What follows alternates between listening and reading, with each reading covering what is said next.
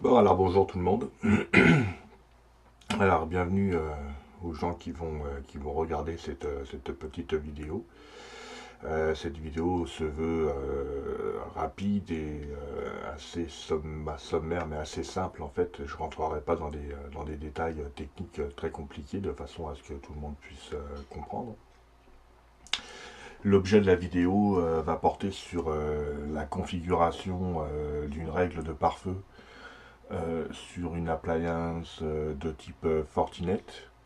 Et en particulier, on va faire ça sur un FortiGate.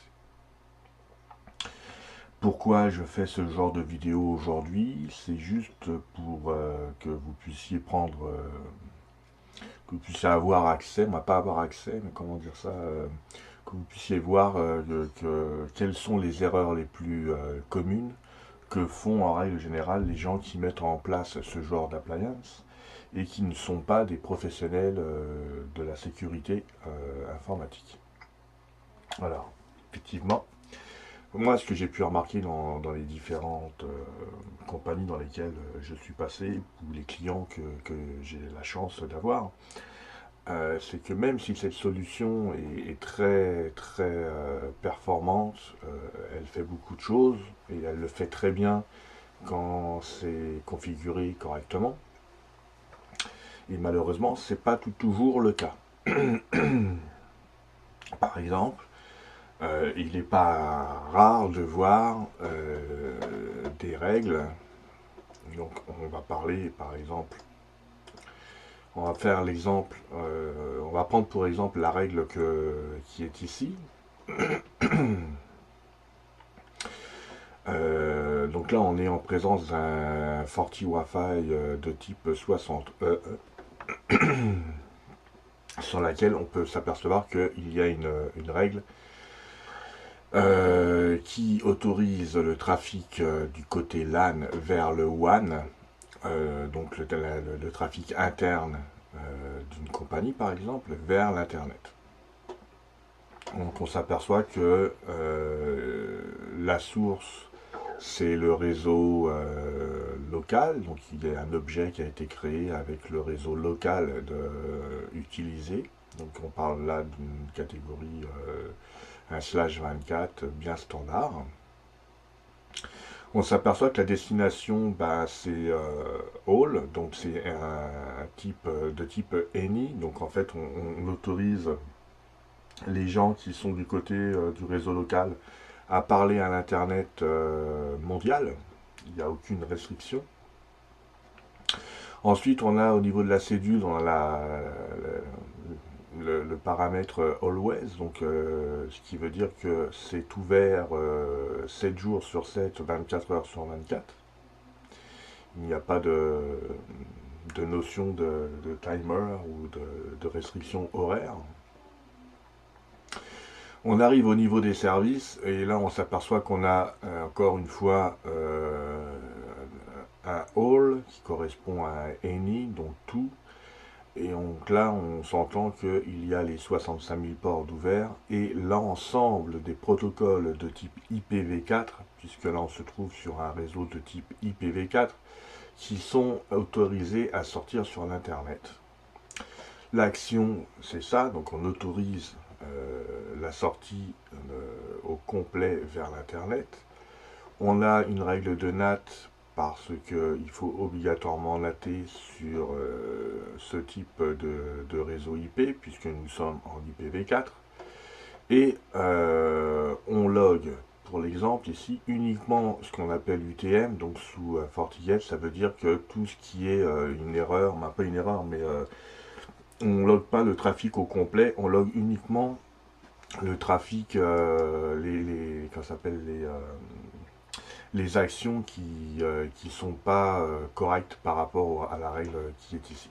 Donc là, on va dire que là, il n'y a pas grand chose qui va se faire loguer, parce que tout est accepté. En fait, il log les erreurs. Bon, là, on a la consommation en gigabytes de ce qui est passé dans le tunnel, qu'on peut mettre à. Qu'on peut évidemment mettre. Il est clear counter, il est rendu là. Voilà, donc là, on va passer à 0. Et ça, c'est la règle standard qu'on va trouver. En plus, il y a une chose en plus qui arrive en général, c'est au niveau des profils. Il y a un profil de sécurité qui est appliqué où on a les ports en plus 25, 53, etc. Qui vont être tagués ici et qui vont être autorisés. Ça, c'est pas bien. Malheureusement, j'ai pu voir ce genre de choses-là assez régulièrement dans mon activité professionnelle et c'est pas bien du tout. Il faut aller mettre de la sécurité et en règle générale, il faut, comme on dit en sécurité de l'information, il faut pouvoir réduire la surface d'attaque de façon à limiter la casse quand on est en présence de gens qui ne sont pas gentils avec vous.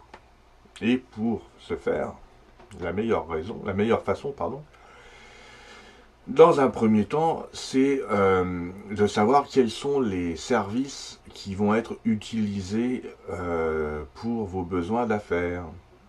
Qu'est-ce que vous faites avec votre Internet? Vous allez où avec votre Internet? Vous vous connectez sur quel service? Vous utilisez quel type d'application? Qu'est-ce que vous autorisez? Qu'est-ce que vous bloquez? Tout ceci est à déterminer avant de mettre en place une règle qui va respecter cette procédure-là. Ce que les gens ont le droit de faire et ce que les gens n'ont pas le droit de faire. Donc ce qu'ils ont le droit, on va le laisser passer. Ce qu'ils n'ont pas le droit de faire, on va soit le bloquer, soit le loguer pour avoir une traçabilité après si on a besoin de faire des recherches dans des logs ou si on est assujetti à des réglementations spécifiques, par exemple PCI, SOC, ce genre de choses-là, où il est demandé d'avoir une rétention au niveau des logs sur une durée bien spéciale. Donc moi, la meilleure façon pour répondre à ça, alors dernièrement, ce que j'ai pu voir, c'était, je vais vous faire voir, je vais éditer les choses et puis je vais faire une règle, comme j'ai pu voir dernièrement chez un client, où en fait, au niveau de l'action, il acceptait. Il y avait un antivirus, un web filter et une application contrôle.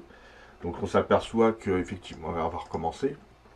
On s'aperçoit que le SSL inspection est à off. Dès maintenant, avec la nouvelle version, là, dès que je mets antivirus, il y a le certificat inspection qui s'ajoute. Pourquoi? Parce qu'en 2017, malheureusement, tout maintenant, ou presque, passe par le protocole 443, donc le protocole SSL, et ça veut dire que tout ce qui passe dans le canal est chiffré, et donc il n'est pas lisible en clair, et il faut au minimum faire de l'inspection SSL. Il y a deux méthodes, deux niveaux au niveau de l'inspection SSL. Il y a le premier niveau qui est celui-ci par défaut, qui permet d'aller ouvrir le paquet SSL et d'aller voir les headers, donc les en-têtes du paquet, de savoir où le paquet il veut aller. Donc si vous tapez google.ca sur votre furteur, dans le paquet SSL, quand il va être ouvert, on va voir que vous essayez de rejoindre le site google.ca.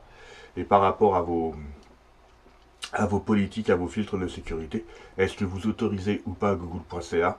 Bah, si c'est oui, il va passer, si c'est non, il va être bloqué. Ça, c'est le premier niveau. Il y a d'autres niveaux en plus profond, ce qu'on appelle du deep packet inspection. Et malheureusement, ça amène des problèmes d'éthique, puisque là, on est capable de vraiment de voir le paquet, de déchiffrer le paquet au complet.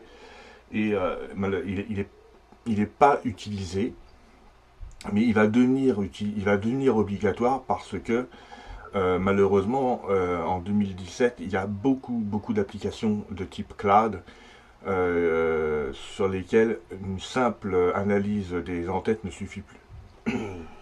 Donc il faut faire du deep packet inspection. Voilà. Sinon, donc en revenant à nos moutons, donc là on a une règle où on va aller mettre l'antivirus. La personne avait fait du web filter. Elle avait fait une application contrôle et elle avait dit OK sur ça. Et donc là, on se retrouve avec une règle où effectivement, on a effectivement du trafic qui va passer à travers le tuyau, puis l'antivirus va faire son travail, le web filter lui, il va bloquer ou laisser passer certaines catégories de sites internet qui sont catégorisés dans certaines catégories. Donc, ça peut être du porn, ça peut être des médias sociaux, ça peut être plein de choses de même. Au niveau des applications, bah là, ça va être un peu plus au niveau donc applicatif, comme ça le dit très bien. Donc on va pouvoir bloquer par exemple du surf de type Tor, ou simplement le taguer, puis le loguer pour savoir qui fait du tort. Et donc le SSL inspection, comme tantôt je vous disais qu'il est nécessaire pour savoir ce qui passe dans le protocole SSL, donc dans les paquets chiffrés. Donc en règle générale, c'est ça qu'on voit. Mais ça, c'est pas bien. Puis pourquoi c'est pas bien? Bah, même si vous mettez des profils là, puis vous avez appliqué des restrictions au niveau des catégories de web ou au niveau des applications web, il ne reste que normalement une machine qui va se trouver du côté LAN. Quand elle va aller chercher une adresse IP, on va lui pousser dynamiquement son adresse IP qui va être unique par rapport à sa MAC adresse. Il va avoir aussi une adresse pour aller faire la résolution de nom, donc pour faire la résolution de nom au niveau des sites internet. Et donc le serveur DNS, logiquement, il est sur un autre segment réseau, et c'est lui qui parle à l'internet. Et là, dans la configuration qu'on a là, c'est pas le cas. Si je prends mon serveur, effectivement, moi je dis à mon LAN de parler à mon serveur DNS. Ce qui fait que ici, une machine qui est dans mon réseau du côté LAN, quand il reçoit son bail DHCP, il a comme information l'adresse du DNS qui se trouve sur un autre segment. Okay, il est indépendant, les deux ne se voient pas. Il y a un routage qui se fait à ce niveau-là de façon à autoriser tout ce qui est sur le LAN à parler au serveur DNS tout le temps. Bon là j'ai mis tous les protocoles, mais j'aurais pu mettre uniquement le protocole DNS, mais tout le temps. Et quand on va sur Internet, le serveur Internet, donc le serveur DNS, pardon, lui il parle au monde entier, tout le temps, mais uniquement sur le protocole DNS, donc sur les ports TCP ou UDP de type numéro 53. Et c'est lui qui va faire la résolution. D'accord? Il fait sa résolution de nom, et c'est pas la machine là qui va faire une résolution de nom sur un autre serveur DNS qui pourrait être un DNS menteur, qui pourrait être les DNS de Google, qui pourraient être les DNS qui ne sont pas les DNS corporatifs. Là, dans les faits, il est possible de le faire. Si la machine qui se trouve du côté LAN est une machine sur laquelle l'usager a des droits d'administration, il va pouvoir aller modifier le serveur de DNS. Et donc, il va pouvoir pas obligatoirement, mais il va avoir la possibilité de contourner les règles qui se trouvent au niveau du profil de sécurité qui sont ici. Et encore plus fort, il pourrait même, s'il veut, et s'il connaît un peu ce qu'il fait, et malheureusement il y en a beaucoup qui connaissent un peu ce genre de choses-là, utiliser un proxy, monter un canal chiffré, monter un canal SSL, chiffré, peu importe, et puis faire du TCP reverse. Ça veut dire qu'il peut initier une communication du LAN vers le WAN, donc vers l'Internet, mais il peut aussi se connecter à partir du WAN sur sa machine qui se trouve dans la zone LAN, ce qui est quand même assez gravissime en termes de sécurité. Et malheureusement, ce genre de topologie-là, je la vois régulièrement. Alors, comment on fait pour remédier à ça? C'est fort simple. Dans un premier temps, on évalue quels sont les protocoles et les services et les applications qu'on va utiliser au niveau corporatif. D'accord? Et pour ça, il y a plusieurs façons de les lister.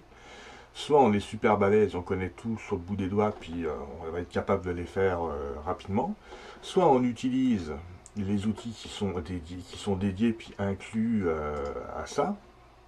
Donc à partir de la version 5.2, 5.3 je crois, il y a une nouvelle fonctionnalité qui s'appelle Learn. Donc apprendre en anglais. Et quand on fait sa règle, en fait, on va appuyer sur Learn. On va laisser rouler la règle un certain temps pour qu'il apprenne et puis qu'il puisse voir quel est le type de navigation qui passe à travers le tuyau. Et à partir de là, on aura un beau rapport qui va nous dire quels sont les ports à ouvrir, quels sont les ports, les protocoles à laisser ouverts. Ça, c'est une première approche. Et idéalement, moi, ce que je vous conseille, c'est de le faire. Ou sinon, après, d'être super restrictif, puis de savoir ce que vous faites. Donc, d'aller mettre les bons protocoles. Donc, moi, je mettrais, habituellement, je mets ça. Et ça permet d'avoir du surf du côté HTTP, HTTPS tout le temps. Et ça va fonctionner. Vous risquez de bloquer des choses bien spécifiques. Et là, c'est là où la fonction Learn va vous aider. Parce qu'il y a peut-être des applications du côté LAN ou du côté WAN qui vont avoir besoin d'un port statique en UDP, par exemple. Si vous faites de la VoIP, c'est pas sûr que si c'est une application... si c'est une application... si vous passez par votre furteur, ça risque de marcher, mais si vous passez par un client lourd, ça risque de pas passer justement, parce qu'il manque des ports, là. Il manque des ports UDP pour la VoIP par exemple. Donc c'est là où intervient la fonction Learn. L'autre chose que je remarque aussi, c'est qu'au niveau de la destination, les gens ils mettent toujours all. Donc ils trustent tout. Et ça, c'est pas bien non plus. Il y a une solution, toujours, c'est d'utiliser, en fait, au niveau de la destination, c'est soit on connaît et on peut mettre statiquement créer des objets de façon à ce qu'ils correspondent à l'endroit où vous allez vous connecter ou aux endroits où vous allez parler, par exemple, comme Google Play par exemple. Là, on sait que playgoogle.com, c'est cette adresse IP là, 172.217.13.110. Ça ne changera pas, c'est l'adresse de Google Play. Mais on n'est pas censé tout connaître non plus. Donc après, on peut utiliser les Internet Services qui sont listés ici. Et c'est là où on va dire, bah moi dans mon besoin d'affaires, par exemple, j'ai besoin de parler à Microsoft parce que je suis full Microsoft, j'adore payer des belles licences, donc j'utilise le service Azure, j'utilise le LDAP de Microsoft, je fais des mises à jour en passant par les serveurs de Microsoft, j'utilise les Office 365, etc. J'autorise les gens à faire du Skype, etc. Je fais tout ce qui est web de chez Microsoft, etc. Puis je dis OK. Bon, là, on voit qu'il y a une erreur. Donc ça veut dire que là, je vais enlever ça, voilà. Donc, on se retrouve avec quelque chose ici de plus granulaire et on a réduit notre surface d'attaque. Et pourquoi on ferait ça? En fait, c'est très simple. Par contre, on va prendre comme exemple Microsoft Azure. Ok? Si je prends Microsoft Azure, que je vais dans Internet Service Database, et que je recherche Microsoft ici,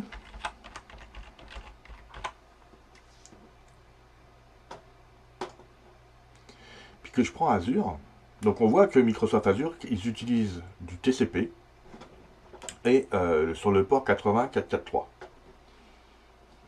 Truc standard au jour d'aujourd'hui où tout le monde utilise le port 80.443. Donc ça correspond à ce que moi j'ai mis dans ma règle. En sachant que là on est un peu plus précis, on va aller dire qu'on fait du Microsoft Azure. Mais Microsoft Azure, les manufacturiers Fortinet, il a parlé avec Microsoft. Et on sait maintenant que tout ce qui est Azure, ben, ils ont ça comme IP. Ils ont ces plages d'IP là. Donc ça veut dire que ben, là tu trustes Microsoft Azure et tu sais, et à part si Microsoft se fait hacker solide là, mais tu n'auras pas de problème. Tu tu es sûr de parler à du Azure qui est rigide. D'accord? Donc c'est l'autre méthode. Donc concrètement, ça veut dire quoi? Ça veut dire que il y a un travail à faire en amont avant de faire la mise en production. Il y a un travail à faire au niveau des en amont, donc comme je disais, et puis donc au niveau de la destination, bah, c'est là où il faut aller mettre tous les services que vous avez besoin, uniquement. Et au niveau des services, normalement, si vous mettez au niveau de destination les Microsoft Azure de ce monde, etc., là, au niveau du service, il n'y a rien qui va s'afficher. Si on fait l'exemple, là, vous allez voir que, par exemple, si j'autorise uniquement, si je dis que au niveau de la destination, je mets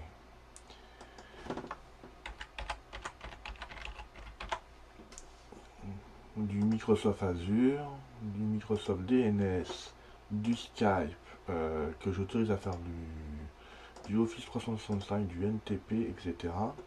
Et du web, par exemple. J'enlève le all, je fais OK. Et vous voyez, au niveau du service, c'est vide. Parce qu'en fait, dans la destination, là, on a les IP sur lesquels on va aller frapper. Et on a les protocoles qui vont être utilisés. C'est tout, pas plus compliqué que ça. Puis là, vous êtes plus sécuritaire que tantôt. Puis là, après, vous pouvez être encore plus granulaire et puis aller jouer sur les fameux profils de sécurité. Voilà, donc c'est pas plus compliqué. Et malheureusement, ce genre de configuration, je le vois jamais. C'est extrêmement rare que je vois quelqu'un qui ait fait ce genre de configuration là. Donc là, pour l'exemple, on va remettre tout à all, là, mais donc c'est ça. C'était juste ça que je voulais partager avec vous. J'espère que ça vous a plu. Et si vous avez des questions, bah, n'hésitez pas. Ça va me faire plaisir. Salut!